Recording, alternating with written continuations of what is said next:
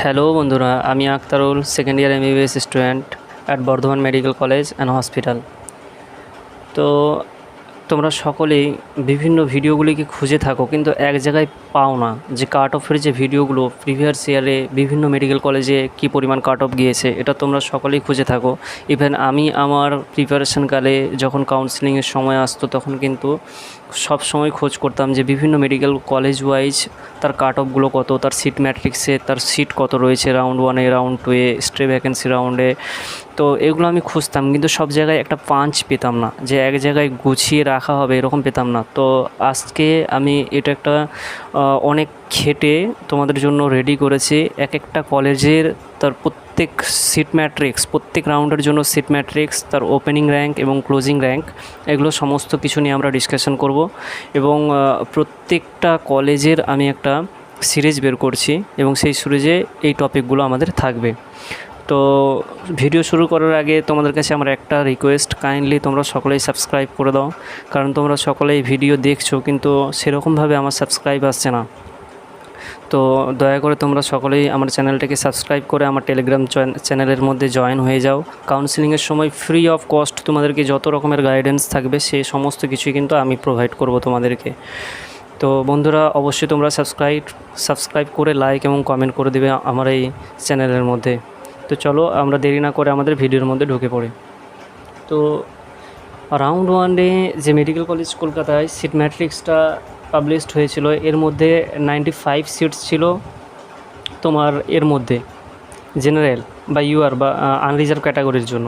ইডাব্লিউএসে ছিল তোমার 21 এবং ওবিসির জন্য ছিল 21, ওবিসি বি এর জন্য 15 এবং এসসির জন্য 46 এবং এসটির জন্য 13। অ্যাকচুয়ালি এটাকে আবার ভাগ করতে পারি আমরা, যে পিডাব্লিউ মানে ফিজিক্যালি হ্যান্ডিক্যাপ যারা রয়েছে তাদের জন্য কিন্তু ইউআর ক্যাটাগরির এই 95টা সিটের মধ্যে 5টা রিজার্ভ ছিল এবং ইডাব্লিউএসের 21টা সিটের মধ্যে একটা ছিল।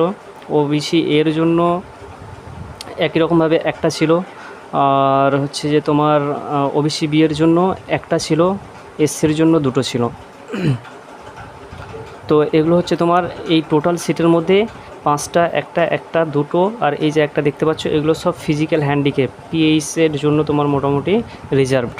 বাকি 90, 20, 14, 44, 20 এগুলো সব কিন্তু তার ক্যাটাগরি অনুযায়ী সিটগুলো রয়েছে। তো আমি এখান থেকে টোটাল সিট ক্যালকুলেশন যদি করি, তো তুমি এখানে টোটাল সিট পাবে 211।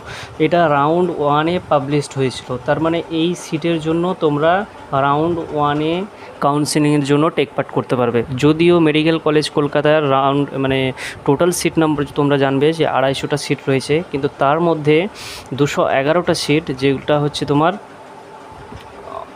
প্রথম রাউন্ডে খুলেছিল। তার মানে তোমরা বুঝতে পারছো যে পরবর্তীতে রাউন্ডের জন্য কিন্তু সিটগুলো আবার অ্যাভেলেবেল হবে। সেই কারণেই কাট অফ আমাদের রাউন্ড 1 থেকে রাউন্ড 2-এ কিছু সময় কমে যায়, তাই তো? এবং যদিও সেই কমাটা বিশাল পরিমাণে হয় না, কারণ ম্যাক্সিমাম সিট রাউন্ড 1-এই ছেড়ে দেয়। তো তোমরা কখনোই রাউন্ড 2-এর জন্য কিন্তু অপেক্ষা করে বসে থাকবে না। তোমাদের যাদের র্যাঙ্ক ভালো রয়েছে তারা অবশ্যই রাউন্ড 1-এই, যাদের র্যাঙ্ক ভালো নেই তারাও কিন্তু রাউন্ড 1-এই টেক পার্ট করবেই।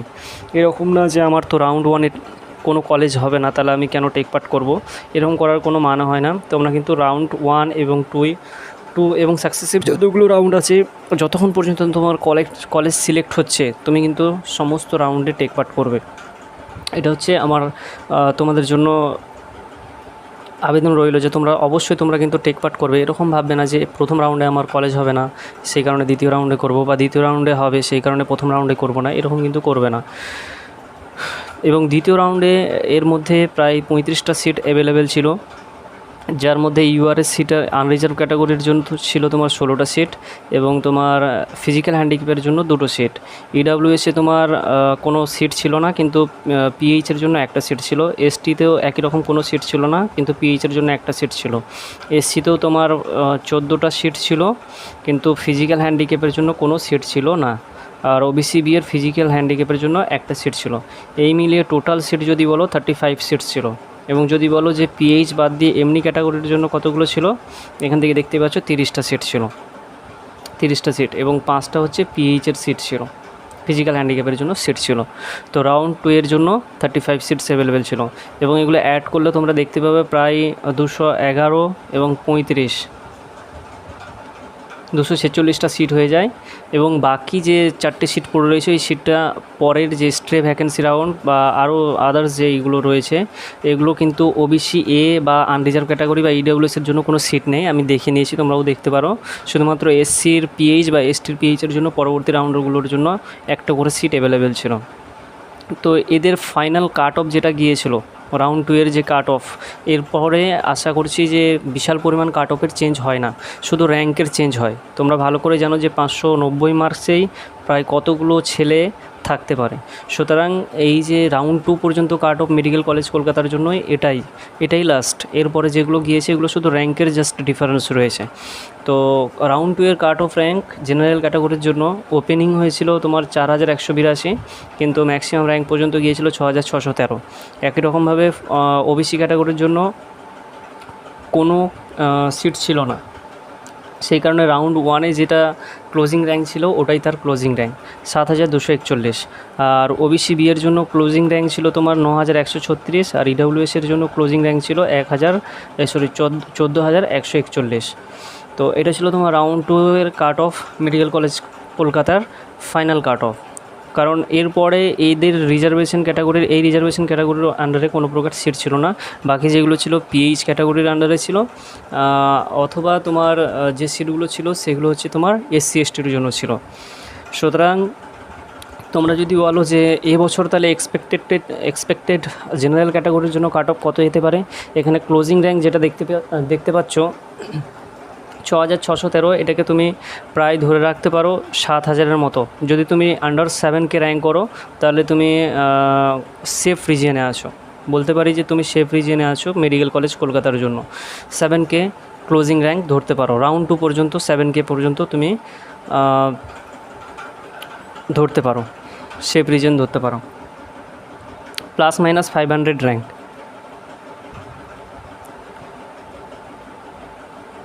আর যদি বলো যে ওবিসি এর জন্য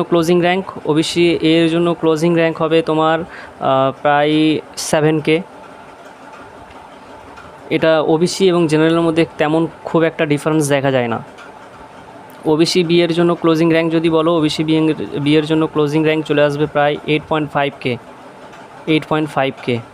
আর ইডব্লিউএসের জন্য ক্লোজিং র্যাঙ্ক তুমি ধরে রাখতে পারো 13.5K। এটা মোটামুটি রাউন্ড 2 পর্যন্ত। তুমি যদি মেডিকেল কলেজ কলকাতায় কোনো সিট নিতে চাও তাহলে তোমার ক্যাটাগরি যদি এগুলো হয় এগুলোর মধ্যে, তাহলে এই সমস্ত র্যাঙ্কগুলোকে তোমাকে করতে হবে। কিন্তু যেমন আমি বললাম যে ইউআর ক্যাটাগরির জন্য 6.5K থেকে 7K ধরতে পারো, ওবিসি এর জন্য 7K, ওবিসি বি এর জন্য 8.5K এবং ইডব্লিউএসের জন্য 13.5K র্যাঙ্ক যদি তোমার থাকে, এর ভিতরে যদি তোমার র্যাঙ্ক থাকে তুমি আশা করতে পারো যে মেডিকেল কলেজ কলকাতা তোমার কনফার্ম হয়ে যাবে।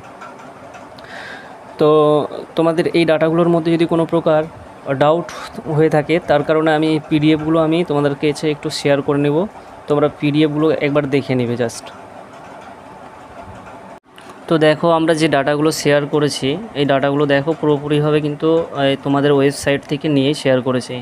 একবার দেখে নাও তাও যে মিনিমাম র্যাঙ্ক এবং ম্যাক্সিমাম র্যাঙ্ক কত ছিল মেডিকেল কলেজ কলকাতার জন্য। যদি তুমি ওবিসি এর জন্য বলো, ওবিসি এর জন্য দেখতে পাচ্ছ 5529 এবং হচ্ছে যে ক্লোজিং র্যাঙ্ক যেটা ছিল সেটা হচ্ছে 7241। আচ্ছা, মেডিকেল কলেজ কলকাতা দেখতে পাচ্ছ পিএইচের জন্য ছিল কত ছিল 4,07,745 এবং 4,07,745। আর মেডিকেল কলেজ কলকাতা দেখতে পাচ্ছ ওবিসি বি এর জন্য 5252 মিনিমাম র্যাঙ্ক এবং ম্যাক্সিমাম র্যাঙ্ক ছিল 9136। ইডব্লিউএসের জন্য 5665 এবং 14141। মেডিকেল কলেজ কলকাতা ওপেন ক্যাটাগরির জন্য ছিল মিনিমাম র্যাঙ্ক 888 এবং ক্লোজিং র্যাঙ্ক বা ম্যাক্সিমাম র্যাঙ্ক ছিল তোমার 4922। একই রকমভাবে দেখতে পাচ্ছ এই ডাটাগুলো আমি শেয়ার করেছি অলরেডি, তোমরা একবার এখান থেকে কনফার্ম হয়ে যাওয়ার জন্য এখানে আমি তোমাদেরকে দেখালাম। এবং রাউন্ড 2 এর যদি বলো, রাউন্ড 2 এর কাট অফটা তোমরা দেখতে পাবে। রাউন্ড 2-এ কিন্তু খুব বেশি সিট ছিল না, দেখতে পাচ্ছ এখানে দেখলেই বুঝতে পারবে। শুধুমাত্র ওপেন ক্যাটাগরির জন্য ছিল, ওপেন ক্যাটাগরির পিএইচের জন্য ছিল, এসসি ক্যাটাগরির জন্য ছিল এবং ওবিসি এর জন্য ছিল। তো ওপেন ক্যাটাগরির জন্য ক্লোজিং র্যাঙ্ক ছিল 6613, ওপেন ক্যাটাগরির পিএইচের জন্য ছিল 4,22,727 এবং 7,29,37। আর এসসির জন্য ছিল 38,610 এবং ক্লোজিং র্যাঙ্ক ছিল 54,572। আর কিন্তু কোনো প্রকার সিট তোমার অ্যাভেলেবেল ছিল না মেডিকেল কলেজ কলকাতার জন্য। তো এই ছিল আমাদের ফুল সিরিজ মেডিকেল কলেজ কলকাতার জন্য, A to Z তোমাদের সমস্ত কিছু সিট ম্যাট্রিক্স থেকে শুরু করে ওপেনিং র্যাঙ্ক, ক্লোজিং র্যাঙ্ক সমস্ত কিছু এই ভিডিওর মধ্যে বলা হয়ে গিয়েছে। এবং তার যে এক্সপেক্টেড কাট অফ র্যাঙ্ক কত যেতে পারে এবারে, সেগুলোও কিন্তু আমরা আলোচনা করে নিয়েছি আমাদের ভিডিওর মধ্যে। তো তোমাদের যদি ভিডিওটি ভালো লাগে অবশ্যই তোমরা চ্যানেলটিকে সাবস্ক্রাইব করে দেবে। আবারও বলছি